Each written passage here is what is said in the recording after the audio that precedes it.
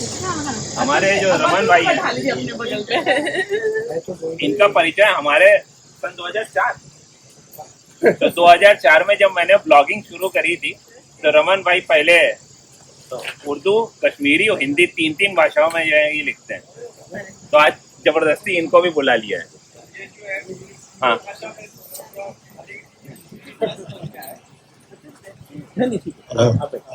जी, मेरी आवाज आ रही है? हाँ तो सबसे पहले तो मेरे साथ धोखा ये हुआ कि मुझे कहा गया कि घर में 3-4 लोग आए हुए हैं तो आप आइए, और यहाँ पर बिल्कुल अलग समा बंधा हुआ है, तो बहुत अच्छा लग रहा है आपको मुझे। मेरे पास यहाँ पर स्टेज पर बैठने की औकात तो नहीं है, लेकिन समाजवाद की बात है तो मैं कुछ न कुछ कह देता हूँ। तो जैसे अभी अनूप जी ने कहा कि मैं शायर तो नहीं, लेकिन वो झूठ बोल रहे थे लेकिन मेरे बारे में बिल्कुल सही है, मैंने कभी कविता की नहीं है। लेकिन मेरे साथ हाल में क्या हुआ कि मैं कविता खुद तो कभी नहीं की है, लेकिन मुझे गजलों का बहुत शौक है। और पहले जब मैं ब्लॉग वगैरह पर लिखता था, जब अतुल जी से भी मुलाकात हुई, तो मैं गजलों की उसकी डिटेल के बारे में लिखता था कि गजल का कंस्ट्रक्शन कैसा होता है, उसके बहर क्या होती है, रदीफ क्या होता है, और मतलब गजल का स्ट्रक्चर कैसे होता है और किस तरह से उसका होता है। तो अभी हाल ही में क्या हुआ कि एक वेबसाइट है रेखता, पता नहीं आप लोगों ने, कुछ लोगों ने सुना होगा रेखता, तो उर्दू का वो लोग काफी वो प्रचार करते हैं भारत में और अन्य देशों में। तो उन्होंने एक गजल लिखने का एक प्रोग्राम, मतलब छोटा सा कोर्स रखा हुआ था, तो मैंने शौक के तौर पर उसको ज्वाइन किया।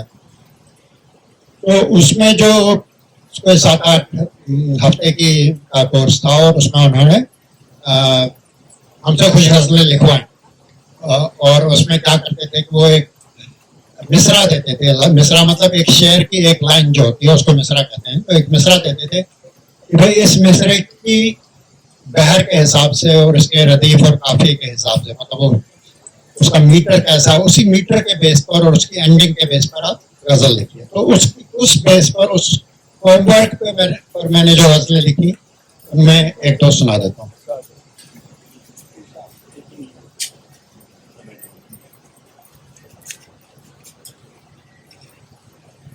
बिल्कुल एक स्टूडेंट के तौर पर लिखी है मैंने, तो इसलिए थोड़ा झेल लीजिएगा।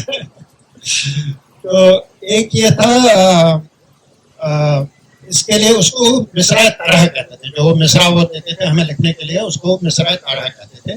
और एक इस गजल का मिसरा तरह है, उसके होठों पर मोहब्बत के लिए इनकार है। ये किसी और शायर की लाइन है, उसके होठों पर मोहब्बत के लिए इनकार है। अब इसके ऊपर हमें मतला लिखना है और 4-5 शेर लिखने हैं। तो मैंने ये इसके लिए लिखा था, आपके झूठों के आगे सच ने मानी हार है, आपके झूठों के आगे सच ने मानी हार है, आपका कानून है और आपकी सरकार। अरे वाह। आजकल जैसा चल रहा है हमारे आसपास के भाई झूठों का तो सब वो चल रहा है।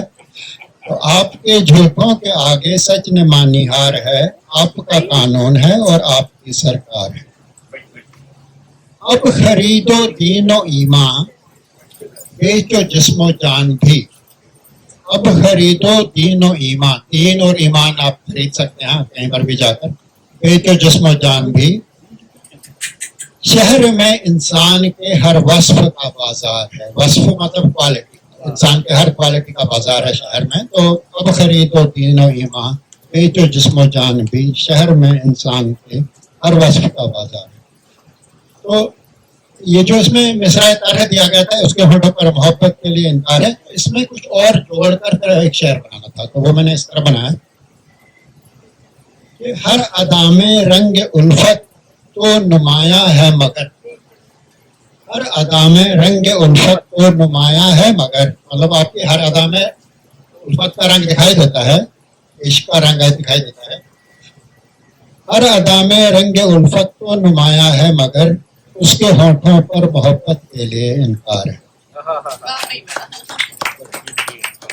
تو ایک اور یہ ابھی مجنو کی بات کر رہے تھے تو اس کے لیے اے نئے مجنو بتا اے مبتلا گریا میں کیوں. اے نئے مجنو، نیا نیا مجنو ہے تو وہ دکھ میں رونے دھونے میں پڑا ہوا ہے. تو اے نئے مجنو بتا ہے مبتلا گریا میں کیوں. ہم نے کہتے تھے کہ رستہ عشق کا دشوار. کہتے تھے کہ رستہ عشق کا دشوار. پھر یہ وہ جو بڑے شاعر ہوتے ہیں وہ ان کا ایک تخلص ہوتا ہے. تو میں تو چھوٹا سا شاعر ہوں تو میں نے اپنا جو لاسٹ نیم ہے کال، میرا لاسٹ نیم کال ہے، رمن کال. کال کا ایک اور کاف کے ساتھ لکھیں گے، کا سے لکھیں گے تو میرا نام کال ہے، لیکن کاف سے لکھیں گے تو کال کا مطلب ہوتا ہے اسٹیٹ یا کال قرار.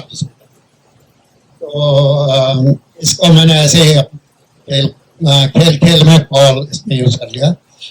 کال میرا آپ کے دل تک پہنچتا کس طرح.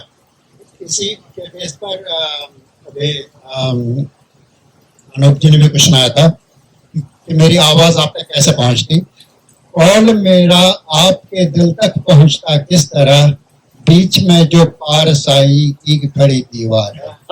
پارسائی مطلب ہوتا ہے پوترتا، مطلب یا شرم، مطلب لحاظ شرم. تو کال میرا آپ کے دل تک پہنچتا کس طرح، بیچ میں جو پارسائی کی کھڑی دیوار.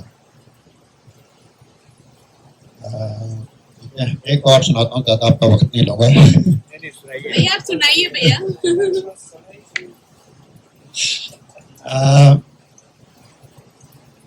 ایک یہ تھا لاسٹ میں، اس کا مصرع تر ہے اب مگر تجھ سے شکایت کیسے. تو اس میں بیسیکلی جو میں نے نیا سیکھا کہ اس میں ہر ایک لائن کی، غزل کا یہ ہے کہ ہر ایک لائن کی لینگتھ سیم ہونی چاہیے، اور نہ صرف لینگتھ سیم ہونی چاہیے. نئی بات یہ پتہ چلی کہ اس میں جو ایک لانگ سیلیبل شارٹ سیلیبل کا سیم ارینجمنٹ ہونا چاہیے ہر لائن میں. تو اس لیے اس کو جب لکھتے ہیں تو اس میں تھوڑا وہ چیلنج رہتا ہے کہ جس طرح سے اس کو شبدوں کا فٹ کیا جاتا ہے. تو فری فارم ورڈس نہیں ہے.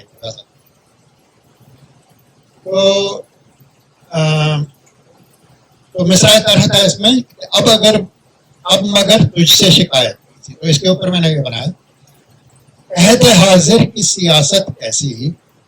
عہد حاضر مطلب پریزنٹ ٹائم، کرنٹ ٹائم. عہد سیاست مطلب پالیٹکس.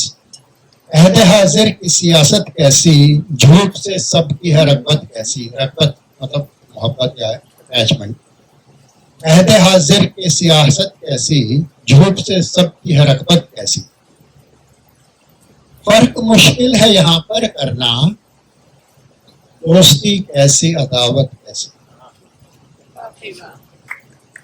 وہ کہ ایک دور توقع کا تھا. توقع مطلب ایکسپیکٹیشن. وہ کوئی ایک دور تھا جب ہمیں کسی سے ایکسپیکٹیشن تھی یا آپ سے ایکسپیکٹیشن تھی. وہ کہ ایک دور توقع کا تھا، اب مگر تجھ سے شکایت کیسی. اور ایک اور ہے یہ، ہم تو جھوٹوں کا گلا کرتے تھے. ہم تو جھوٹوں کا گلا کرتے تھے، تیرے رخ کی ہوئی رنگت کیسی. اور ایک یہ ہے کہ نہ کرو غم میری غمگینی کا، دل نہ ویراں ہو تو فرقت کیسی. فرقت مطلب سپریشن. تو نہ کرو غم میری غمگینی کا، دل نہ ویراں ہو تو فرقت کیسی.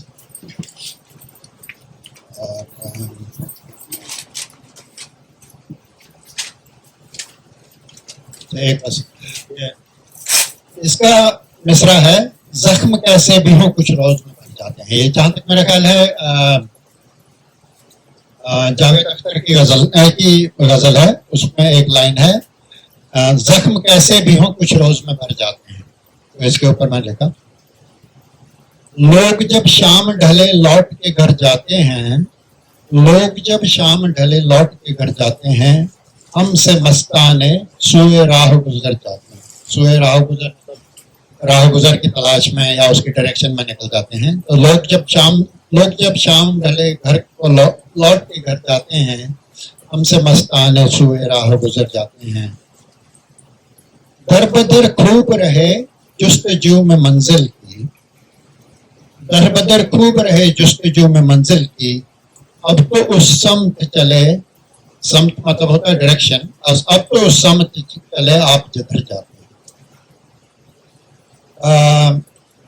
دن مہینے کسے معلوم بنے سال کہاں، دن مہینے کسے معلوم بنے سال کہاں، آپ کے ہجر میں عرصے یوں گزر جاتے ہیں۔ ہجر مطلب سپریشن۔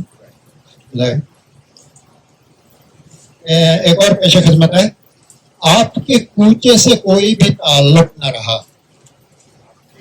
آپ کے کوچے سے کوئی بھی تعلق نہ رہا، آپ کے کوچے میں ہم روز مگر جاتے ہیں۔ اور پھر یہ لاسٹ میں مصرع تعارف کو انکارپوریٹ کیا ہے کہ جو غم ہجر سے حیراں ہے بتا دو ان کو، جو غم ہجر سے حیراں ہے، یعنی کہ جو جدائی کے غم سے پریشان ہیں، جو غم ہجر سے حیراں ہے بتا دو ان کو، زخم کیسے بھی ہوں کچھ روز میں بھر جاتے ہیں۔